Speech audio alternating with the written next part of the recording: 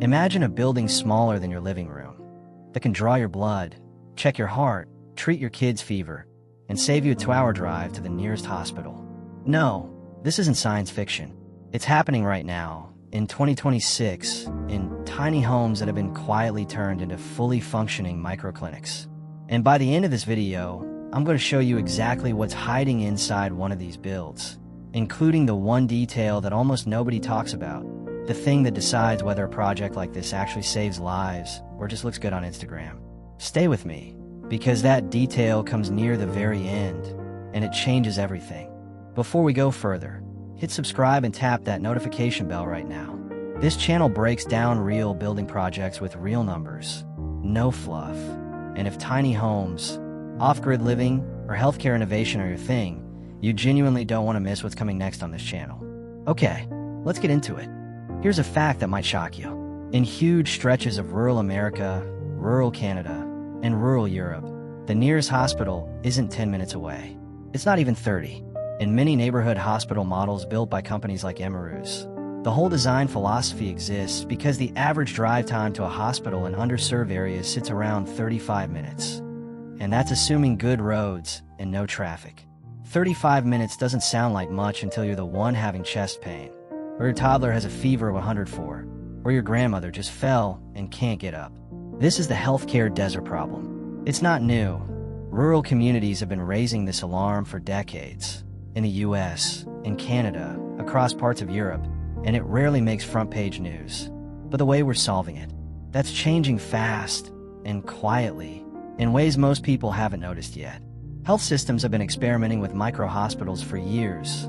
Small, fully accredited facilities that are bigger than standalone ER, but far smaller than a traditional hospital. UChicago Medicine, for example, opened a micro-hospital in Crown Point, Indiana, specifically to consolidate a bunch of small clinics that have been scattered across the region for over 15 years into one facility designed to handle around 110,000 patient visits a year. That's the big budget version of this idea.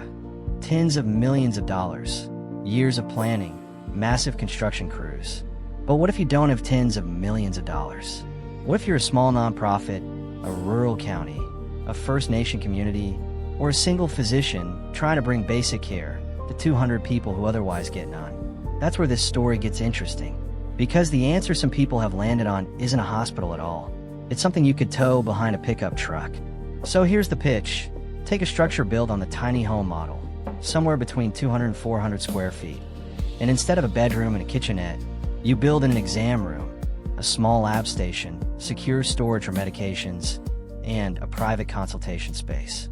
You end up with something that looks warm and residential from the outside, not clinical and intimidating, but functions as a real point of care on the inside. And the timing makes sense. The tiny home market itself isn't some fringe niche anymore. It's projected to grow from roughly $13.17 billion in 2025 to about $14 billion in 2026. And that growth is being driven by modular construction, prefab kits, and demand for compact, efficient builds. All of that manufacturing infrastructure, the factories, the framers, the trailer chassis builders, already exists. Healthcare innovators didn't have to invent a new industry. They just had to redirect an existing one. There's also a psychological piece to this that clinicians keep bringing up. A tiny home doesn't feel like a hospital. It doesn't have that fluorescent lit, waiting room full of strangers energy that makes people, especially in tight-knit rural or indigenous communities, avoid seeking care until it's an emergency. A small, warm, house-shaped building sitting in a familiar place can lower that psychological barrier. One example that keeps getting cited in design circles is a French company called Balachon, which has built tiny health professionals' office units, compact enough to fit in a single lot, but laid out with a proper reception desk, an exam table, storage, and good natural light. People who've toured these builds describe them as feeling more like a cozy home office than a medical facility, which, again, is the entire point. Now let's talk money, because this is the part most videos gloss over, and it's the part that actually determines whether a project like this gets built at all. A basic tiny home shell can run under $100,000. That number gets thrown around a lot, and it's technically true, but it's also misleading if you're picturing a functioning clinic. The moment you're using a structure for healthcare, you can't just buy a standard backyard cabin and call it done. You need medical-grade flooring that can be disinfected properly. You need commercial-grade lighting suited for clinical exams. You need dedicated workstations, secure storage for medications and sharps, proper ventilation, and depending on what services are offered, plumbing built to a completely different standard than a typical tiny house. By the time all of that gets added, realistic build costs for a genuinely functional microclinic tiny home tend to land somewhere between $150,000 and $250,000. That's the honest number. Still dramatically cheaper than a traditional clinic build-out, which can run in the millions once you factor in land, a full-size structure, parking, and code compliance. But it's not the under $100K headline figure that gets people excited on social media. And there's a hidden cost that catches almost everyone off guard: utilities. A tiny home clinic isn't like a mobile medical van, which carries its own power, water, and heat and can be dropped anywhere. A tiny home is what's called a static clinic. It's meant to stay in one place for a long time, and it usually needs to be hooked up to local electricity and water lines to function properly. If you're placing one in a truly remote area with no existing utility infrastructure, that hookup cost can rival the cost of the building itself. This is exactly why some organizations end up choosing a mobile clinic, built into something like a Ford Transit or a Ram Pro Master van, over a tiny home, even though the tiny home feels more permanent and more dignified. Mobility solutions organizations that have built more than 150 mobile medical units report that vans require no special setup and can be driven by anyone with a regular license, which removes a huge logistical barrier compared to a fixed tiny home installation. There's a third cost bucket people almost never mention on camera: compliance and inspection. A structure being used to deliver actual medical care usually has to pass health department inspections, meet infection control standards, and in many regions, register as a licensed clinical site before a single patient walks through the door. That process can take months, involves paperwork most builders never touch, and sometimes requires hiring a healthcare compliance consultant just to get the permit application right. None of this shows up in the under 100K headline either, but skip it, and the whole project can get shut down before it treats a single person. So which one is actually better, a tiny home or a mobile van? Stick with me, because I promise you the detail that changes everything, and we're getting close to it.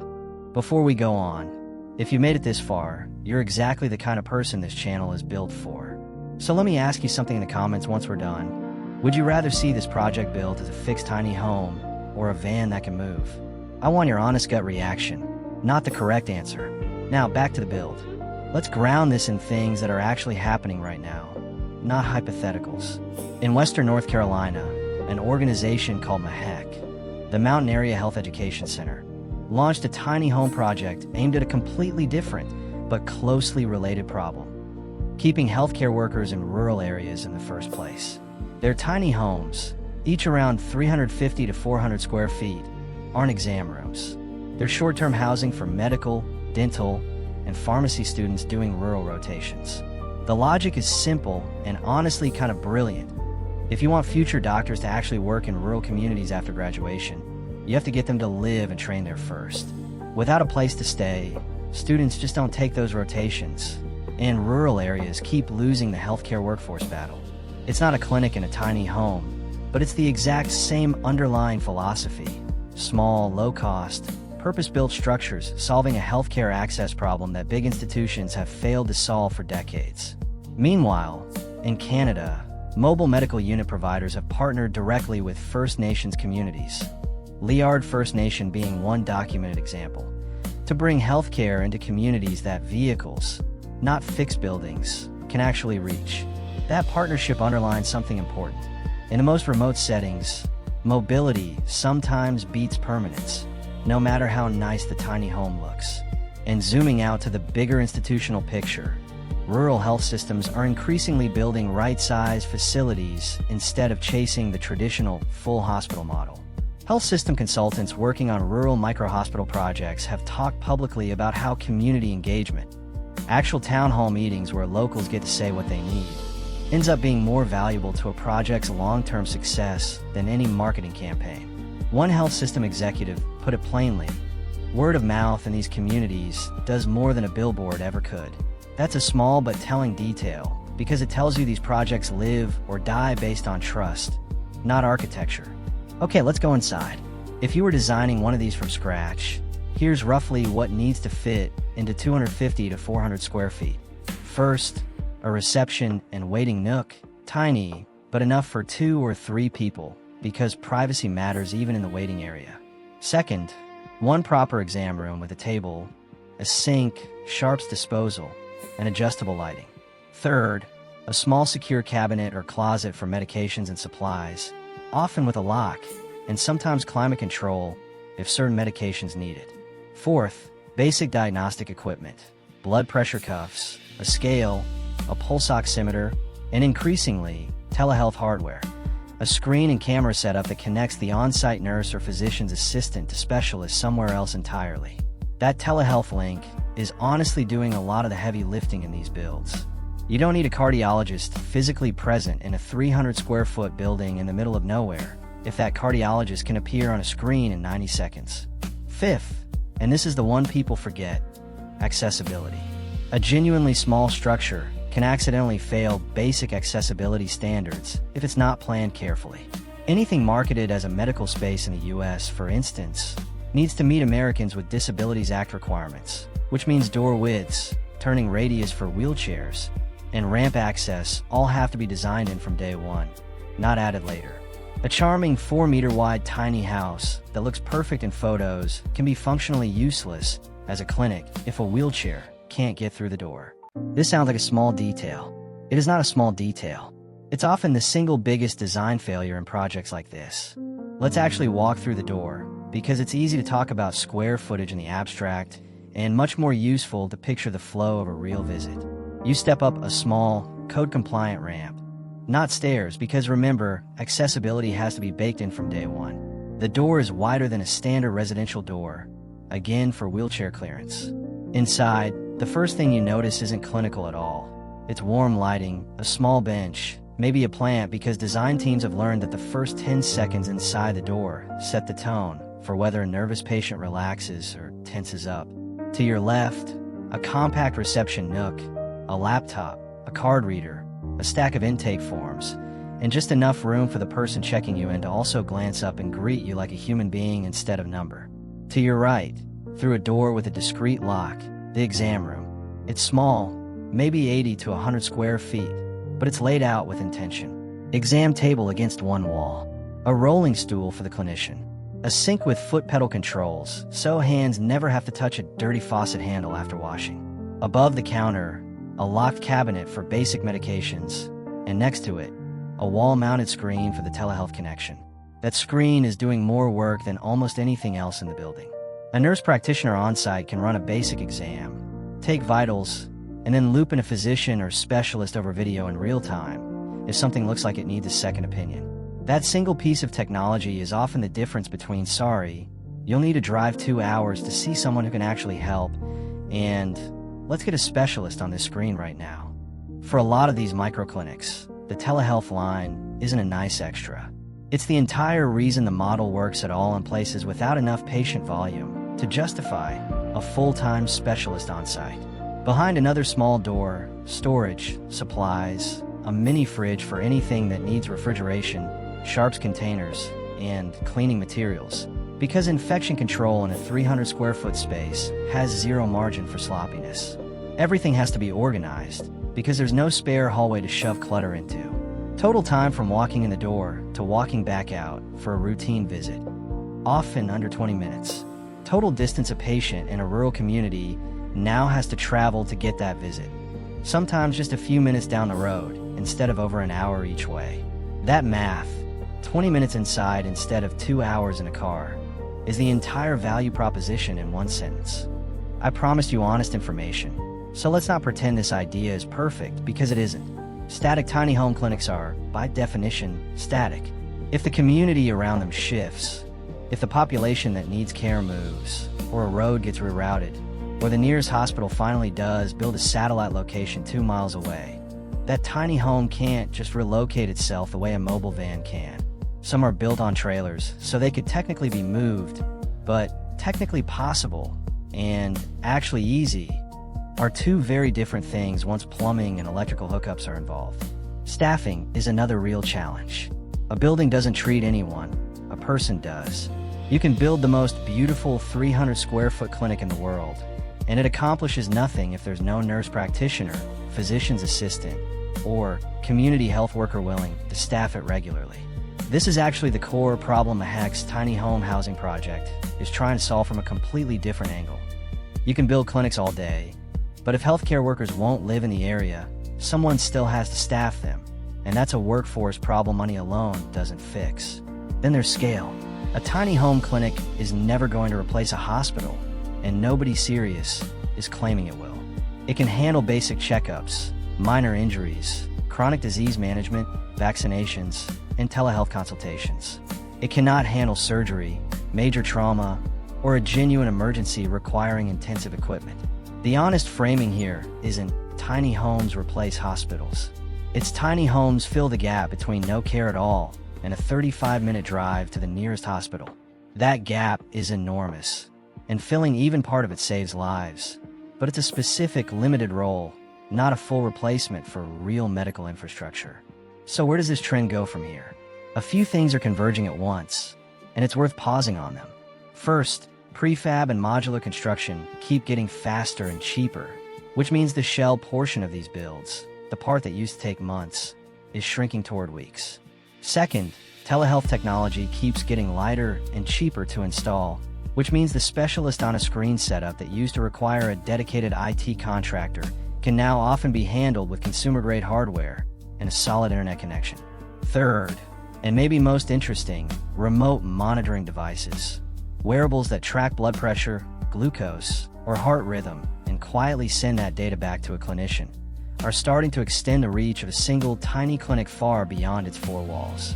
A nurse practitioner in one 300 square foot building can now realistically keep an eye on dozens of patients scattered across a wide rural area without any of them setting foot inside that day. Put those three things together: cheaper builds, easier telehealth, and remote monitoring, and you get a picture of healthcare access that looks less like build one enormous hospital and make everyone travel to it, and more like scatter small, warm, human-scale access points throughout a region and connect them with technology. That's a genuinely different philosophy of care delivery than what most of us grew up with, and it's happening quietly, project by project, without much mainstream attention. It's not going to replace hospitals. Nobody credible is arguing that.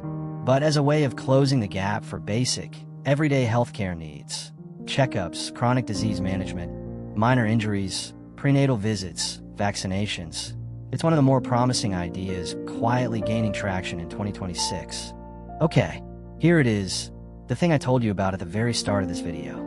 The single biggest factor separating a tiny home microclinic that actually works from one that becomes an expensive, empty, photogenic building sitting and used in a field is not the design. It's not the budget. It's not even the medical equipment inside it. It's whether the community was involved before the building ever went up. Every genuinely successful example we looked at today shares this one thing in common. The rural micro-hospital projects that worked ran actual town hall meetings and built the facility around what the community said it needed, not around what an outside consultant assumed it needed. The mobile clinic partnerships that worked were built in direct coordination with the community they served, not dropped in as a surprise. Even Balashon's tiny health office concept works because it's scaled to fit into an existing neighborhood, not imposed as some foreign clinical structure. The pattern is consistent. Buildings don't build trust. Relationships do. And a tiny clinic without community trust behind it is just a very cute, very expensive shed. So if you're someone actually considering a project like this, whether you're a nonprofit, a rural county health department, a tribal health authority, or just someone fascinated by this space, the real first step isn't picking a floor plan or getting quotes on medical grade flooring. It's sitting down with the people who would actually use the clinic and asking them what they need. What would stop them from walking through that door? And what would make them trust the person inside it? Get that right, and the 300 square foot building becomes something genuinely powerful. Get it wrong, and no amount of clever design saves the project. So, tiny home turned microclinic. Not a gimmick, not a hospital replacement.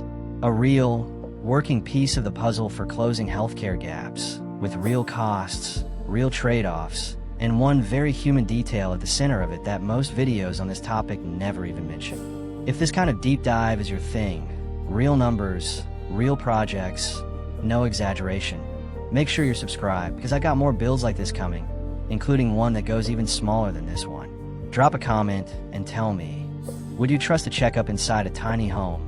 Or does it still feel like it needs to be a real building to you? I read every single comment, and I'll pin my favorite takes at the top. And if you know someone in a rural area, a small nonprofit trying to solve exactly this kind of access problem, or if you're just a person in your friend group who sends everyone architecture videos at 1 a.m., send this one their way. Ideas like this spread the same way trust spreads in these communities. Person to person, not billboard to billboard. One last thing before you go. Of everything covered today, the costs, the telehealth screen, the accessibility rules, the community trust factor, which detail actually surprised you the most? Genuinely curious. Tell me below, right now. Thanks for watching this one all the way through. I mean that. See you soon in the next video here.